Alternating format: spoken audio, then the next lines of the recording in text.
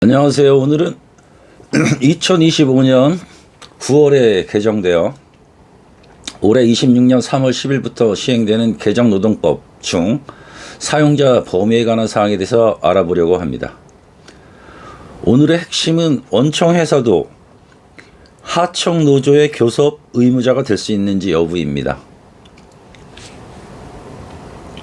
구체적으로 살펴보면 기존 노동조합법의 구조적인 문제점으로 볼 수 있는 원청이 하청 근로시간, 작업 방식을 실질적으로 통제하더라도 법적인 교섭 의무가 원청사에는 없었죠.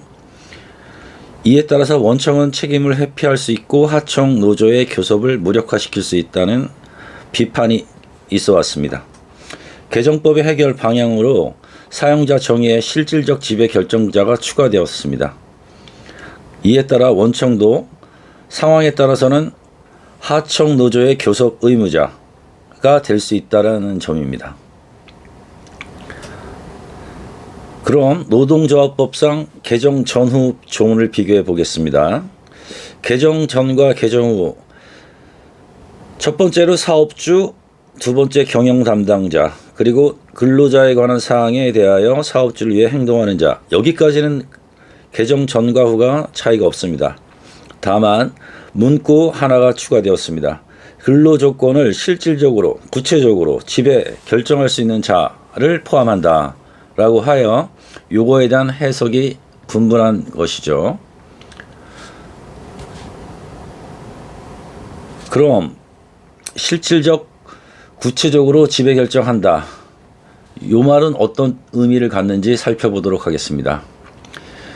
이거는 일종의 구조적 통제, 원청이 하청 회사에 대해서 구조적 통제를 하느냐 안 하느냐, 이러한 판단이 되겠습니다.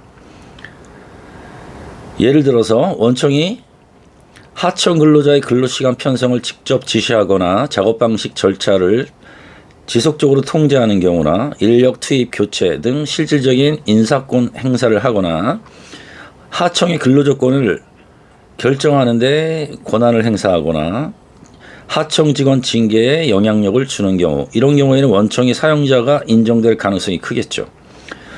역으로 얘기하면 단순 품질 규격 제시에 그치거나 납기 수량 기준만 설정하거나 도급 결과문 검수에만 그치는 등 우리가 통상적으로 얘기하는 도급 계약에서 반영되는 그런 권리 의무를 행사하는 경우에는 실질적으로 원청이 사용자에 해당하지 않는다고 본다, 이렇게 판단 기준을 나눠볼 수 있겠습니다. 그렇다면 원청 사업주 입장에서는 노동조합법 개정에 따라서 어떻게 실무적으로 대응을 해야 할까요?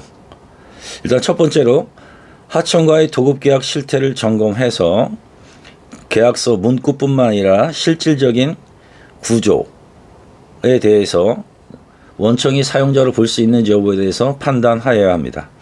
두 번째는 하청 노조가 원청에 교섭 요구할 경우에 사용자로서 교섭 의무를 승낙해야 되는지 아니면 거부할 수 있는지를 검토해야 됩니다. 세 번째는 하청과의 관계에서 내부 지시, 통제 기록 관리에서 통상 수준을 벗어난 실질적인 지배 개입이나 지시 통제 구조가 아닌 건지를 잘 구획 정리를 하셔야 됩니다. 마지막으로는 전문적인 도움이 필요한 사항이므로 변호사, 노무사 등 전문가의 조력을 받을 필요가 있겠다고 생각이 듭니다. 이상으로 사용자 범위에 관한 사항을 요약하면 원청도 하청 근로조건을 실질적 구체적으로 지배 결정하면 사용자다.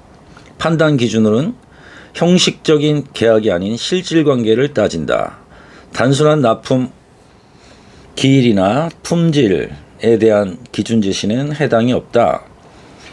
원청 사용자로 인정된다면 하청 노조의 교섭 요구에 응낙할 의무가 발생한다 정도로 요약할 수 있겠습니다. 이상으로 3월 10일부터 시행되는 노란봉투법, 노동조합법의 개정 사항에 대해서 알아봤습니다. 감사합니다.